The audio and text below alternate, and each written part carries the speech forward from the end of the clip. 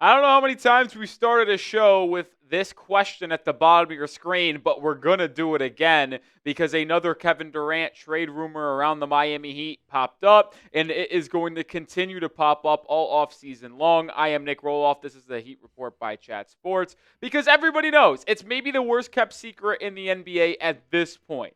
Kevin Durant will be traded away from the Phoenix Suns this summer. It was almost happened at the NBA trade deadline. Pat Riley almost got KD in that big kind of move where Jimmy Butler was leaving Miami. It ultimately didn't come to fruition, but we know that the Suns, after this disappointing season and disappointing 2023 year, are going to look for a roster shakeup, and Durant is the logical choice as he is almost going to be off of his current deal, and he is the oldest out of that bunch. But it is not stopping him from playing at an incredibly high level. These numbers are not fake, folks. KD is legitimately still averaging 27 points per game on 53% shooting and 42% from beyond the arc at age 36. KD is on some LeBron type shit right now because he is looking like he was 5-6 years ago still, which could make him an appealing option for the Miami Heat via trade this offseason.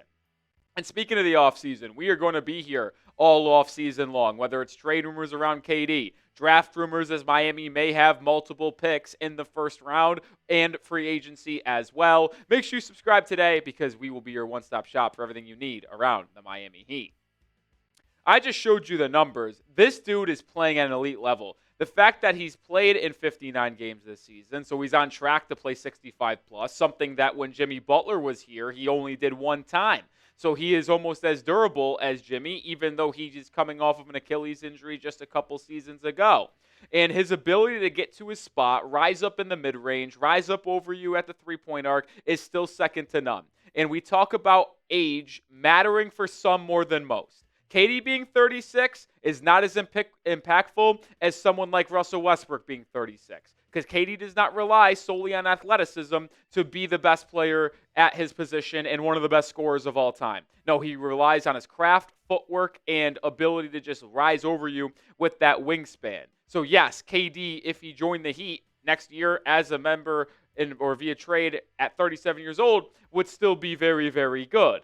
Now, the reason why we're talking about this is because Bleacher Report just put out a trade idea that I thought was very fascinating, and I wanted to get the Heat fans' thoughts on it, and I wanted to share my opinions on the matter. Because Bleacher Report, in their trade idea, got Miami KD, and all it required the Heat to send to Phoenix is salary dumping contracts, which is Rozier and Duncan Robinson. That is all that is. So realistically, what you're offering for KD is rookie Kel'el Ware at center and then 2 first-round picks. Remember, you will have 3 tradable first-round picks, potentially 4 on draft night. You have the Golden State Warriors top 10 protected pick, 2025, and then you will get you get an additional first-round pick in 2032, but this one just features 2030, 25, Ware, and then the salary matching between Rozier and Duncan Robinson. And I know a lot of Heat fans are going to be split on this. I think it's a tough decision overall. Do you try to get aggressive if you're Pat Riley and put together a roster around Bam and Tyler Herro right now that can make you competitive after a lackluster 24-25 season? Like, realistically, you're only wasting one future asset in terms of a draft pick in 2030. And you're trading just one player of your core, that being Kel'el Ware, which I know will be very devastating for some Heat fans out there because he has been very good and very promising this season. On the year, the rookie Kel'el Ware is averaging 9 points a game, 1 block a game, and shooting relatively well from the field, 55.9%, and then 31% from beyond the arc. Whereas someone a lot of Heat fans have fallen in love with, shooting well, blocking shots inside, and just playing an overall good brand of basketball. We've seen his 7'4" wingspan and 7-foot frame come into play a lot. And I know a lot of Heat fans may consider him untouchable, which is why I want to ask this question.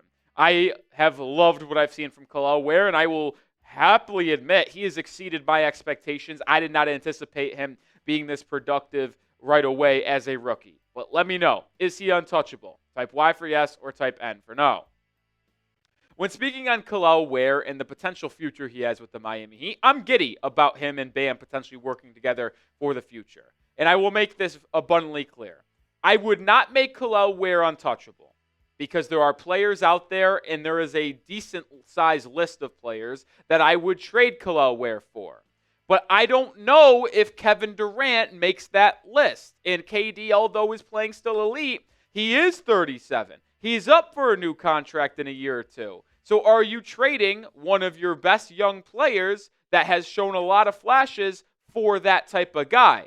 Because you got to ask yourself, what's the ceiling of that Heat team after a trade where you send Ware for KD? Because this would be the potential starting lineup. And now there would be moves still be made in the draft, in free agency, maybe other trades. But based off what you have under contract for the 25-26 season, if you were getting rid of both Rozier and Duncan Robinson, there's no other two guard that you could really plug in and play other than Kel'el Larson. So you'd have a Hero, Larson, Wiggins, Durant, Adebayo starting lineup if Kel'el Ware is off your team.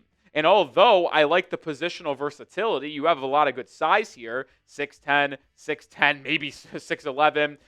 Wiggins is good size, 6'6", 6'7". Larson 6'5", Hero 6'5". Like, it's a good, decently sized lineup that can be versatile defensively. But my question is to the Heat fans. If you have this group with some players on the bench like Nikola Jovic still, Jaime Jaquez Jr., Haywood Highsmith, Kevin Love, is that team going to win the NBA Finals? Because if we're going to be honest here, the ultimate goal, and Pat Riley will admit it, the Heat players will admit it, is not to be competitive. It's not to make a run in the playoffs. It's to win the NBA Finals. And I am not sure if Kevin Durant as a number one option can lead you there with the kind of inconsistency that you have with Tyler Hero and Bam Adebayo as your number 2 or number 3 options. To me, this is a stopgap move for Miami that, yes, makes them more fun and competitive over the next couple of seasons, but just delays the inevitable that is a hard reset of going youthful. Because if you just keep on adding veterans that are going to be shuffled in every 2 or 3 years,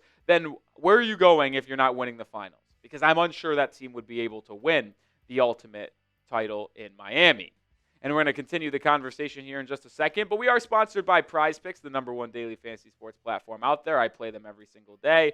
All you do is pick more or less on 2 or more player stat projections, and you could win up to 1,000 times your cash. And they invented the flex play, which means you can still cash out if your lineup isn't perfect. You can double your money, even if one of your picks does not hit. Their withdrawals are fast, safe, and secure. When my picks hit, I can get my money in as quick as 15 minutes. If you sign up today, and you could get $50 instantly when you play $5, you don't even need to win to receive the $50 bonus. It's guaranteed. You can play so many different sports: baseball, hockey, basketball, professional, college. It does not matter. And I have an entry in for the Sweet 16 and college basketball. More than Cooper Flag, half a point. Take advantage of the free pick from Prize Picks. Also with Chris Youngblood, more than 9.5 points. More than Emmanuel Sharp, 1.5 three-pointers made, and then less than Janai Broom, 31 points, rebounds, and assists. That's just one example of how you can play. But join me over on Prize Picks. Download the app today. Use code CLNS to get $50 instantly after you play your first $5 lineup. One more time, download the app today and use code CLNS to get $50 instantly after you play your first $5 lineup. Prize Picks. Run your game. Now, I will play devil's advocate here because I do think adding KD makes you a better basketball team, likely closer to the 47 to 50 win mark next season, even though I am skeptical of them winning a championship. But if you did make that trade, you would still have your own first-round pick, assuming that you do not make the NBA playoffs this year, which could potentially be in the top 10, and you would still have the new pick that comes available on draft night, which is in 2032, which could be seen as valuable as well in other deals you make at the future NBA trade deadline or this upcoming offseason as well. And specifically on the NBA draft scene, if you keep that pick you currently have that is in the top 10, you could add one of these guys. These are probably my top 10 prospects. I did not go in order of my top 10, but these are my top 10 right now without a question. You add one of these guys to that 5-man lineup and Jovic off the bench, and now we're talking about a team that could make some noise. Now, do they still win a title? I'll still probably say no, but they could make noise. Adding one of those guys is key without Kevin Durant or with Kevin Durant. And if you ultimately traded Kel'el Ware, in that deal for KD, it would provide you with a lot of flexibility with that first round pick because you could take best player available, whether it's a guard, because you would still potentially need a true point guard and move Hero back to the 2, or you could go wing off the bench, learn from KD, be a good sixth man, scoring option, or you can replace Kel'el Ware as a backup rookie center, a la Derek Queen or Kaman Malawach, which we're going to talk about those two guys here in just a second. But drop it below. I showed you the 10 prospects that I have in my top 10. Let me know, who is your top Heat draft target? Whether they traded for Kevin Durant or if they don't trade for KD, let me know your top target for the Heat in the NBA draft. I wanted to look at the two centers that I believe are the top two guys. Derek Queen from Maryland and Kaman Malawach from Duke. Because even though I want a point guard, and I've talked about a lot of players in Yakachonis, Dylan Harper, Igor Demen, Jeremiah Fears, if you traded Kel'el Ware for KD, you would arguably need the big man as much as you would need a guard. And to me, these two are both great fits. Malawach is a different type of player. He is a rim protector. He is a rim runner. He gobbles up everything with an unbelievable size and frame. Derek Queen is the more offensive-minded guy that you can run an offense through potentially. He gets to the mid-range. He gets to the free throw line. He can beat you off the dribble from the high post and in. It's very interesting when you compare the two contrasting styles of these two centers. And when you think at the two sizes for Malawach and Derek Queen, Queen is 6'10", 246 with a 7'1" wingspan. And yeah, that weight's a little bit high for Queen, but he's still athletic enough to beat you off the dribble. Malawach, as I just mentioned, is 7'2", 250 with a 7'6" wingspan. Malawach is just an absolute seismic human being. Either way you break it down, both of these two players, if you drafted them to be your new backup center to Adebayo, because you would probably start Wiggins and KD alongside him, would be extremely fun.